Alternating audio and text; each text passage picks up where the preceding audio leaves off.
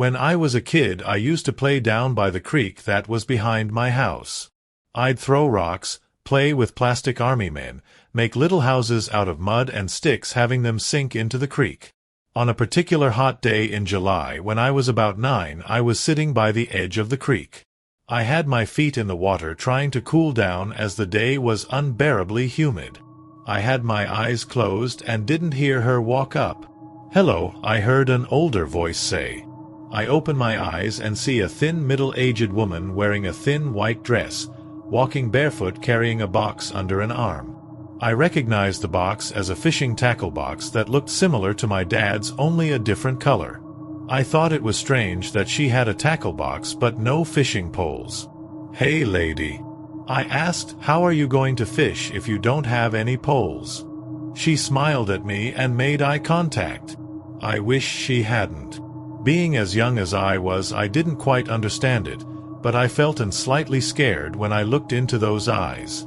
There was just something so fake about the happiness in them. It was like staring into the plastic eyes of a stuffed animal. They were made to look happy, but wasn't the real thing. Her mouth was stretched into a grin that slightly quivered. She spoke in a hushed, smoky voice of fragile composure. "Oh no, little boy, I'm not fishing. I'm using this for something very special." The way she said that last part really sent alarms off, even for a child as young as I was. She said it with a girlish giggle that sounded more like a recording, an imitation. I didn't want to ask what it was and began to walk away. Then she spoke again. "I was going to do it by myself, but I think I need a little helper." Her eyes got wider and she started to walk towards me. "No, that's okay," I shouted and ran away from the woman into my house and locked the door. I told my mom about it and she went outside, but the woman was already gone. A few days later my mom approached me with a worried look on her face and showed me a picture she cut out of the newspaper. "Honey, that woman you saw on Tuesday. Was this her?" She showed me a photo of a woman standing with a man by a house, both of them with ear-to-ear smiles. It was her without a doubt. Those blank eyes were not something you can forget. I said, "Yes, she was." I made a frightened face and my mom looked down, dropping the photo, and hugged me. "Oh honey, I would never let anyone hurt you," she cried. I was confused but was glad she was comforting me. My mom had a police officer come talk to me. The officer and I played with my action figures for a while we talked. He asked me about the lady. I told him the same story I told my mom, and I saw the same worried expression my mom had. "Wow, she sounds really scary," he said, the way adults do when they talk to children.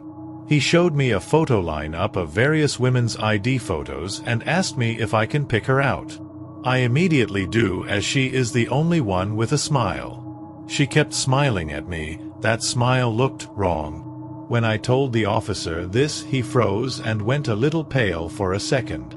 "Yes, it must have been very scary, but you sound very smart for being able to get away from her," he said in that same adult tone to please children. "Who is she?" I asked, serious. The cop paused and looked at me in sorrow. "She was hurt very badly, and we needed to talk to you to know when you saw her so we can guess when she got hurt." That answer satisfied me, and I didn't ask about it anymore. A few weeks later, the local police department sent me a certificate for a junior PI for my help with the case.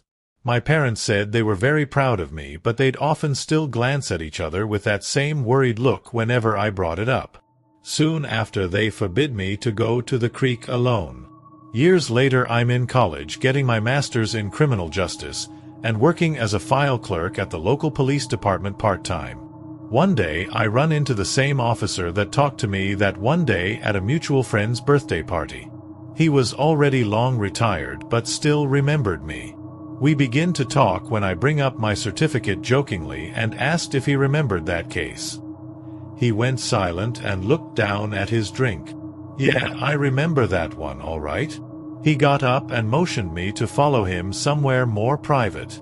Outside, he lit up a cigarette and told me the story.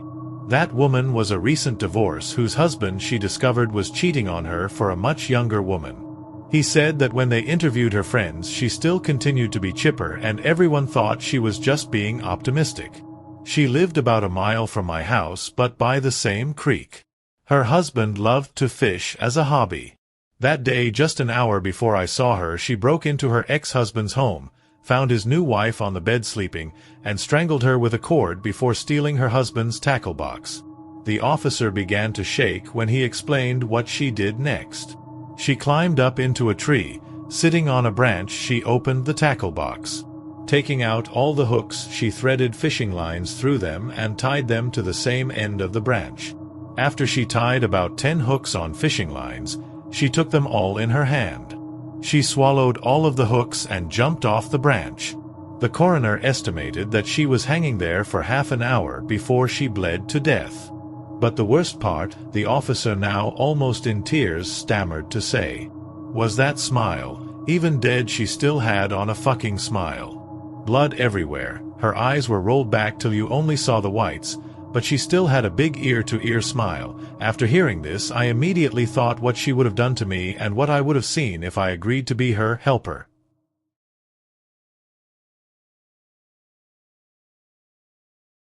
Bordering my property line, a manufactured home is left to be devoured by Mother Nature, abandoned. I have owned my property for multiple years, and, throughout that time, an owner has never been present, nor had I seen anything suspicious, until recently. On August 20th of this year, police were dispatched to the home with an arrest warrant. The 20th of August was a Saturday, so being woken up around 7 a.m. to such a commotion was an unpleasant surprise. This was until, however, I realized it could finally give me the opportunity to know some history of the abandoned home. Unfortunately, the police were, understandably, unable to speak during the open investigation. They did, however, let me know that the owner of the home has been marked as a threat to himself and others. The man said for me to be on the lookout and that if I see anything out of the ordinary, I should give them a call. A day or two passed and I noticed the police had accidentally left the front door ajar. I made a mental note to close the door when I got a chance so Mother Nature could not make her way inside. The next day, I walked from my property to close the door. I was perplexed as I approached and realized the door was now closed. I decided to walk around the home to inspect its condition and ensure the back door was not open or unlocked. Upon getting to the rear of the house, I noticed there was a small bedroom missing a lower window pane. The opening was small, but it was sizable enough to fit a smaller person. I noticed the back door was closed. However, I reached up to grab the door handle. I was caught off guard by the door gliding open with ease, without me even turning the handle. I took a momentary glance and closed the door. After that, I went to the open window to peek inside before I left. As I carefully placed my head in the window, I noticed a sticky note on the floor in the bedroom, lying in front of a closed door directly to my left with "bathroom" written in Sharpie on it. It was close, so I reached inside and grabbed the note. As I was taking in my last moment in the room, I was petrified to hear the back door, about 4 feet to the right of the window, smash against the wall I was leaning on. I pulled my head out of the window and, without hesitation, ran around the left side of the house back toward my property. When I got to the front, I saw a white male, around 5 feet 8 inches in height, running in a similar direction as me. We saw each other clearly. After noticing that we were running in similar directions, he turned around and started to go the opposite way. I stood stationary with a racing heart, sifting through my pockets for my phone to call the police. I knew, however, it would be too late. When they showed up, I offered the police the best description I could give, and they went on their way. This time, we made sure the door was closed and locked. When I got back home, I decided to try and figure out the history of the property, the owner, or anything I could find that could help give me peace of mind after these 2 incidents. I was unsure of the address, so I went to Zillow to see if it is listed there. I have noticed Zillow typically has a surprising amount of information. Fortunately, the home had been for sale in 2011, until it was quickly purchased, so I was able to find basic documentation, including the address. Why would someone buy a home just to leave it abandoned? The interior was in decent shape, and aside from the porch, the exterior could be cleaned up easily. Upon researching the address for an hour or two, I, disappointingly, produced no information. Finally, I decided to check out the county arrest record as a final effort for information. The most recent arrest was a man charged with possession of Schedule 2, possession of Schedule 4, and attempting to elude. The last charge was a massive red flag. My local sheriff's office does not seem to release mugshots publicly, so I could not identify the man's appearance on their side. Instead, I copied his name and searched it into Google. I was met by not only a youthful photo of the guy I saw hours earlier, but a plethora of articles on both a local and national level about him. He has been arrested many times, but I was stunned as I started scrolling articles about one arrest. For my safety, I am going to keep every identity and location confidential. In April of 2012, he was arrested and accused of killing a hiker. Articles from 2014 unpack new case discoveries and updates, but also go into the personal life of the murderer. Newly publicized records at the time show that he was the caretaker of his aunt. His aunt had dementia and needed help with everyday tasks, help that he was meant to provide. His aunt passed away in November of 2012 alone. In the latter half of 2014, the trial was finally starting, and the man was making a spectacle of himself. Local news covered his trial in detail and capitalized off of it. Armed by documentation and well-respected lawyers, the man was able to successfully pull off an extremely rare insanity plea and was sentenced to mandatory treatment, whatever that means. While the initial arrest was made about 2 hours away, I was shocked to see past news coverage showing the house in the background. According to 2014 coverage, the home belonged to the aunt of the killer. This home is where they lived at the time of the incident. While the status of the home is unclear, I wonder what the future holds for it and who owns it.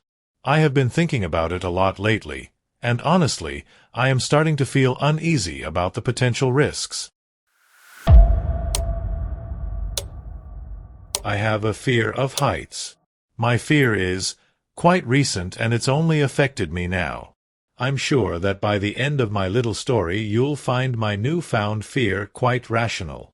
When I was younger I would love to shimmy up trees or climb up small hills. I liked to explore outside a lot.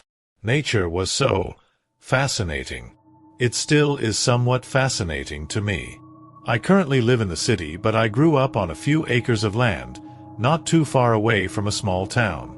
My parents let me play in the yard all that I wanted, but they repeatedly warned me, time after time, to not leave the yard. Regardless, I still like to edge out of the yard and look about at the town in the distance. That was pretty much my entire childhood. As I entered my teens, I started to grow out of my adventurous wanderlust for nature and focused more on school and the future. I was making plans to move to the city and get away from the country. My parents, well, they weren't too pleased with my plans. I think they hoped I would grow up to be a country girl, a farmer, some hick. I couldn't blame them for wanting me to follow in the familiar footsteps of the locals, but their incessant nagging was starting to get on my nerves. That's why, when I turned 18, I moved to the city. It was all I ever dreamed it to be.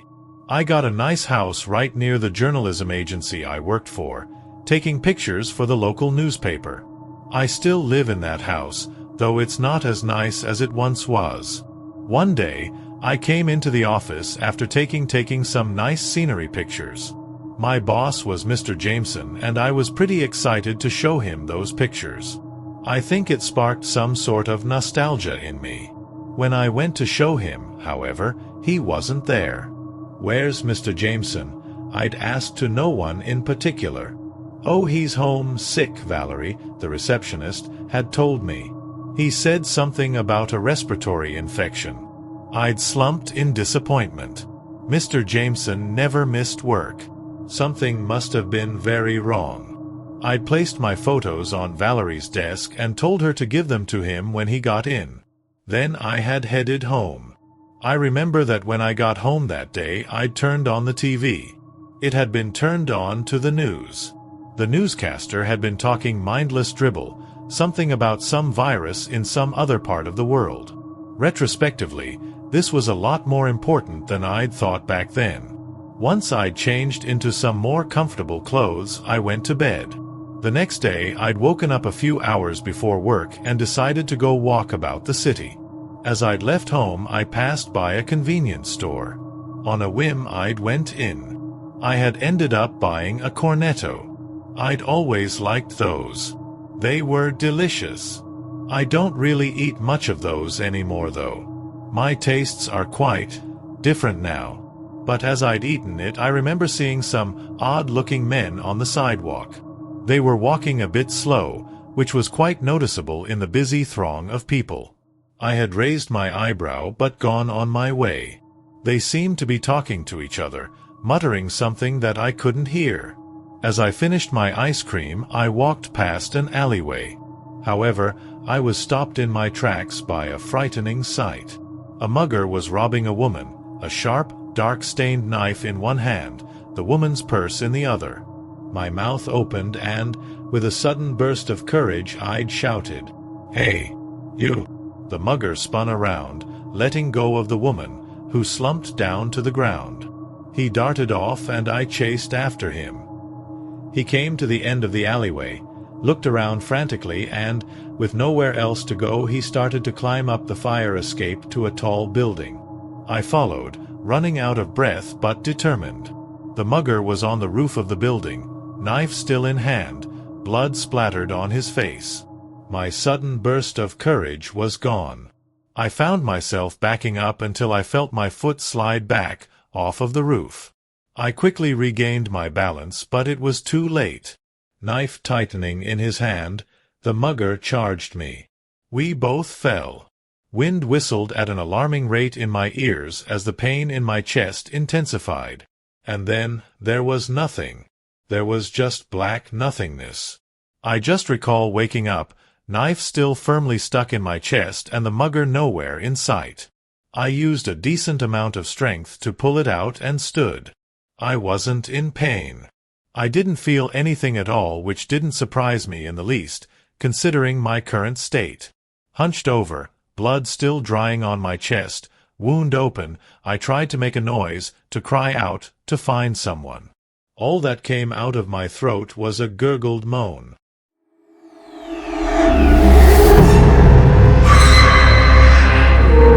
I worked the night shift at a local mom-and-pop convenience store at the front of my neighborhood.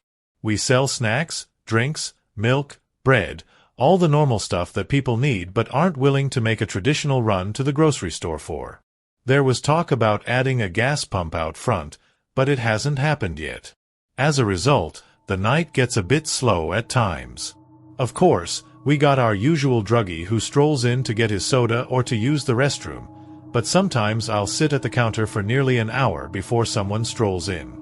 It can get a bit boring at times, but I've always got a good book or a YouTube video to keep my mind occupied. I'm supposed to clean the store in the slow periods of my shift, and I do, but that never takes me long. Each night, usually around 1 to 2 a.m., I finish the chore list and find myself surfing the web or plop down enjoying some novel. The night of the encounter was like any other day. It had been slow. The store was quiet. No one had come in for an hour. I was rereading my favorite Stephen King book when I heard a thudding sound coming from the inventory room. I jumped at the noise. I know, not very manly of me, but I hadn't expected it. Besides, I was at a pretty intense part of my book. I looked up at the digital clock sitting on the counter. It read 3:12 a.m. I didn't really think anything of the noise. I just assumed it was something that fell off one of the shelves. Even still, I felt a chill crawl its way down my spine. I remember glancing outside and seeing a sea of thick fog blanketing the landscape. This wasn't too uncommon.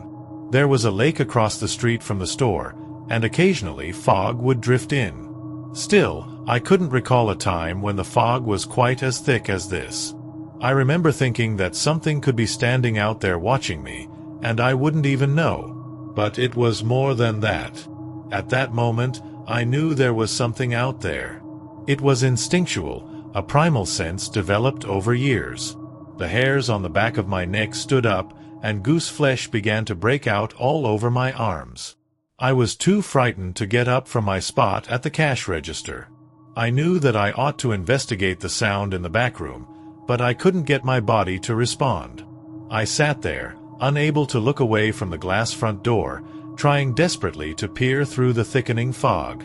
I couldn't see anything, but I was certain that if I turned away now, then the thing in the dark would rush forward.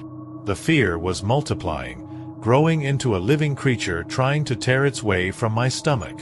I felt cold sweat begin to pour from my brow, streaming into my open eyes and causing them to sting. I couldn't blink. I was too worried about the consequences if I did, when I saw it. 2 pinpricks of light cut through the dense fog, temporarily blinding me. My panic rose to a crescendo, and my heart beat out of my chest. I half ducked behind the counter, when I saw the figure approaching the door. My hand slid across the underside of the counter to find the panic button that would alert the police, when the door swung wide. A burly man in a green jacket and black pants came strolling in, an amused look on his face. He looked at me, raised an eyebrow and said, "Hey mister, you okay? You look like you've seen a ghost." I sighed, and felt a physical weight lift off of me. I looked at him, and said, "Yeah, sorry man. You just startled me. Couldn't see you approach the door until you opened it with all that fog out there. Hey, I hear you there." I could hardly see the road in front of me. "Honestly, it's a bit unnerving out there. It makes you think some strange thoughts," said the man, looking a bit pensive. "Right, I could have sworn that someone was out there." "I mean, I guess you were," I said with a nervous laugh. "Yeah, I was. It's nights like this that makes one think," said the man seriously. I felt uncomfortable with his answer. He just remained there motionless, staring at the door to the back room. I still hadn't investigated the noise in the back, and the man's blank look made me feel uneasy. The silence in the room was beginning to weigh on me, and I couldn't take one more moment of it. I asked, "Think about what?" The man smiled a toothy grin, and said, "Life, death, and all the moments in between. I try not to think about the first two too often. After all, who can truly know? Anyone can, if they are willing to pay the right price for it," said the man, a hungry look gleaming in his eyes. "You might be right. There is always a price to pay for knowledge. I mean, I'm pretty sure Adam and Eve learned that lesson, and aren't we still paying for it today? True enough, I suppose, but how is one supposed to live when one doesn't know the reason for existence?" asked the man. "I guess it is our duty to do the best with what we have in front of us." "And damn the truth, huh?" replied the man. "What truth? No one's truth is true. Many claim to have the answers, but few have more than just hot breath. Because many are liars, the truth doesn't exist? That doesn't seem to be an accurate conclusion either," said the man. "Does there have to be a singular truth? Why must it be universal? Can't something be true to one and not true for the other? I would say that truth by its essence must be true to all, or else it isn't the truth. A truth true to you but not another is not the truth at all, it's merely a solution. Are you content to live a life of solutions rather than one of true knowledge?" asked the man. "The question is superfluous. Of course I'd rather live a life of universal knowledge, but who knows such truth? And if I claimed to know the truth, what would you say to that?" questioned the man. "I'd say you're either insane or a liar. Honest enough answer. But I am neither. I am something more. When one sees the truth they know it, so look and see for yourself," said the man. He took a couple steps forward, coming fully into the light, and I noticed his features for the first time. He had a severe look, a hawkish nose that looked as if it had been broken at least once. The landscape of his face was a jumble of cracks and wrinkles, dominated by a large scar that started right below his nose and continued through his lips, stopping at his jawline. It was the man's eyes that made me feel the most uneasy. They were as black as tar, and they drilled into me. Making eye contact with the man was like looking directly into a black hole. They seemed to draw you deeper. There was a little light shining in the middle of the man's pupil. I watched as it bounced and glowed, coming closer then drawing away. It was as if it was beckoning me to follow. When I saw that gleam, I wanted nothing more than to follow it, and damn the consequences. There was a beauty to the way it pulsated that held me captivated. I looked and saw and knew that there were secrets to be found in those depths. I also knew that if I followed the light, there would be no coming back. But I didn't care. I wanted to know. I wanted to see. The mysteries of the universe were held in that gyrating light bobbing in the abyss. I felt my soul beginning to be ripped from my body, torn from my essence and sent spiraling down that black tunnel towards that brilliant light. It was that same crashing sound I had heard from the back room that broke the trance. I looked away from those eyes, and I came smashing back to reality. My mind was scrambled, and it took me a second to get back into a normal state. The creature standing before me was just as confused as I was, clearly not used to its prey escaping it so easily. For a moment we looked at each other in utter shock. The man smiled at me, showing ragged, pointed teeth. I looked away in disgust, trying to feel for the silent alarm button on the bottom of the counter. My hand brushed the button and I pressed it with all my strength. The man remained standing there, absolutely motionless. He could have been a statue for all I knew. He didn't breathe, nor did his heart beat. Those black eyes never blinked, and I didn't dare make eye contact with him. Finally, he looked down at his watch and said, "The time is nearly here." With that the man turned and strolled directly out the door he had come. I watched him walk casually into the fog. I couldn't see clearly, so I'm not entirely sure what I saw. But still, the figure almost seemed to melt as if it was evaporating into the mist. One moment he was there, the next he wasn't.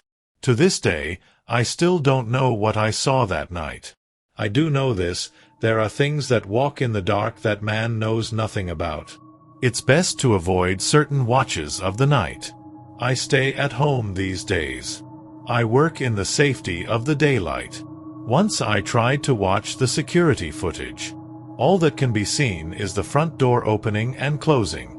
Then about 5 minutes later it happens again. No man can be seen, but still something opened that door. You can see my lips moving as if I am talking, but there is no audio and the conversation can't be heard. And that's the proof. I tried to watch the backroom footage. All that can be seen is a box of sodas busting as it falls from the top shelf. Then a few more minutes pass, and the whole metal rack holding the boxes of soda is knocked over. I don't know what saved my life. I do know this: I am still alive, and I intend on staying that way. I'd like to be able to explain to you what happened that night, but I am just as in the dark as you might be. Stories are supposed to wrap up nice and neat into a perfect little ribbon. But when does life follow those rules? We each live and die on this rock. We love, we hate, we fight, we make peace, and many of us don't even know why we are here. I don't claim to know the answers. All I know is this: I am still breathing, and some answers aren't worth the price.